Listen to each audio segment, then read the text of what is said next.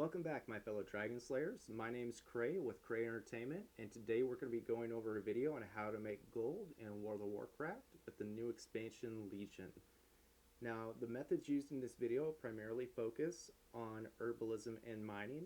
If you currently don't have those professions, you're an idiot! Actually, sorry, I got a little bit carried away there. But you definitely should drop whatever professions you have and learn herbalism and mining, because their benefits far surpass anything else the other professions can provide you with. Now, that's not to say the other professions aren't useful, but this makes you so much gold, you can buy and do anything you want. So say you're worried about overpaying for flasks or potions or anything for your raid consumables, you won't have to worry about that because you'll be swimming in gold like Scrooge McDuck. Now, my primary place that I like to farm is Suramar, and if I plan on farming for anything more than an hour, I'll go ahead and apply 2 buffs that you saw me at the beginning of this session. That's the Stonehide Leather Barding and the Demon Steel Stirrups.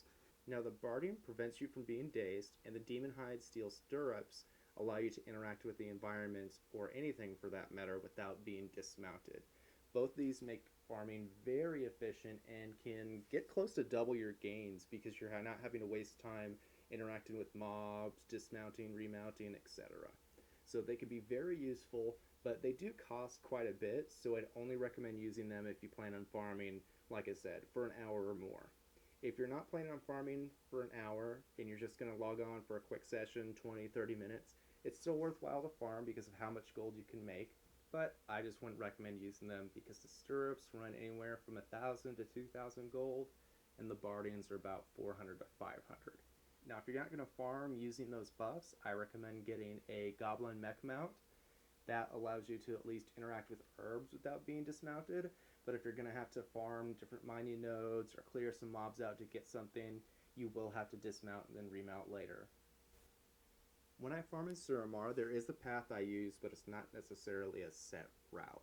So what I've done is I've put a map together and drawn out the path that I use with the general direction of arrows.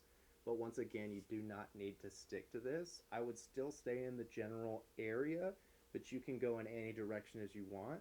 Just go a route that you feel comfortable with and the nodes keep respawning in. Now, that path is much longer than it takes for the nodes to respawn, so you can cut it in half in certain places. It just kind of depends on where you're feeling the hottest node respawns are at. If you're going through and finding that the spawns are rather sparse, I would recommend going and hopping to another server because you just may have too many people online on your server competing for those nodes. If you do it correctly, you should be running to a node like every couple seconds, and at the end of an hour you should have at least 100 Starflower. Now, of course, prices range on Starflower from server to server. On my server, they're about 80 to 100 gold per, so in that hour alone you've made 10,000 gold.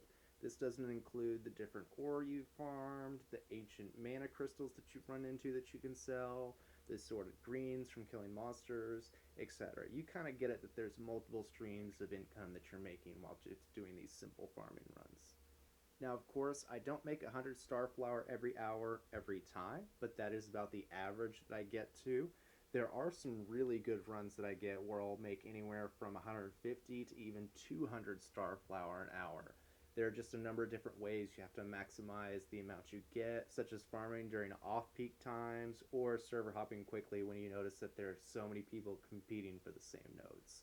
There are a couple more things you can do after once you've got the herbs and minerals to kind of make more out of that gold, but honestly, it's this simple when it comes to farming. Hopefully, using this route and simple tips will be able to help you afford raiding, or maybe even some of the finer things in Azeroth. If you've enjoyed this video, then please smash that like button. If you'd like to see more of my content, please subscribe.